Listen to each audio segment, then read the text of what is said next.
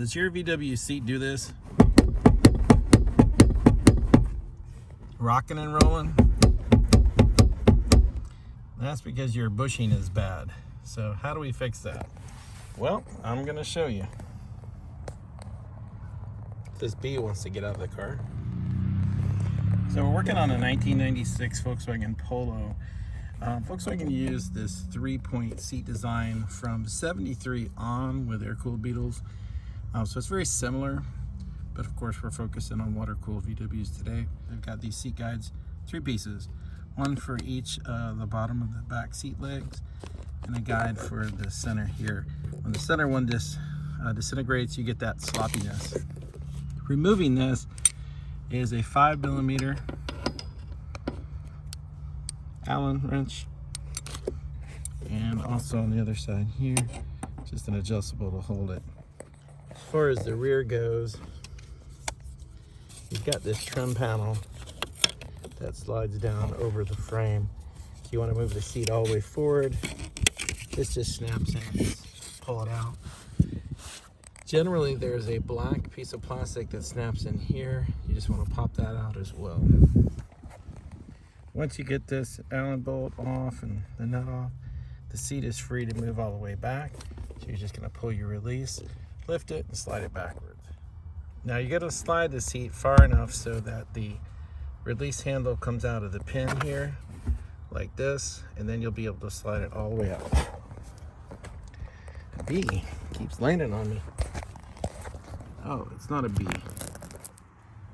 It is a leftover from Bug Jam.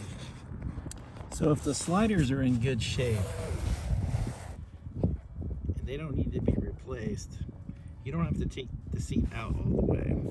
So these look to be okay, so I'm going to leave them there, and I'm just going to replace the front piece here, which this is actually part of it.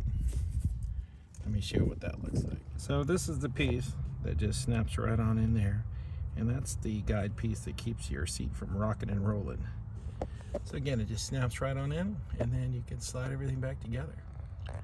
Now once you get this installed, you do want to grease it.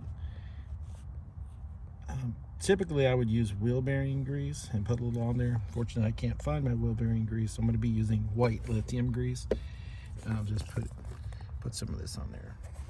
Alright, so I put this rag here so when I sprayed the grease it didn't get all over everything, and now I'm about to put the seat back in. So when you get it back in, you're just going to have to raise it up.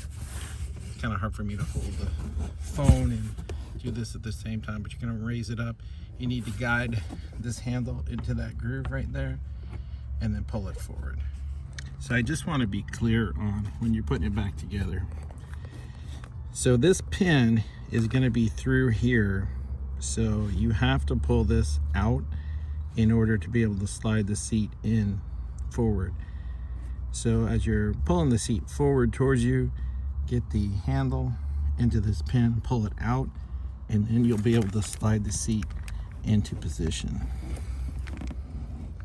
And hopefully that bushing stays put.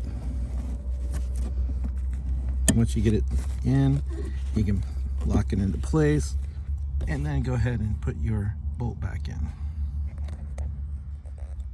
I'll tell you, you may not even need to put a wrench on this side. In this case, I didn't even have to. I was able to tighten it and loosen it without putting a wrench on this side. But that's pretty much it. Once you get that, just put your trim on the back, adjust your seat the way you want it, and there should be no more flopping around. As you see here, I'm wiggling the seat and it's not moving. Just wanted to add, when you go to put this trim in, your seat needs to be all the way forward. And just slide this in, get it down here, just kind of slide it forward, and that locks into place, and that's it. Just move your seat back. And that's all for today. Thanks so much for tuning in. I'll see you next time on Dub World.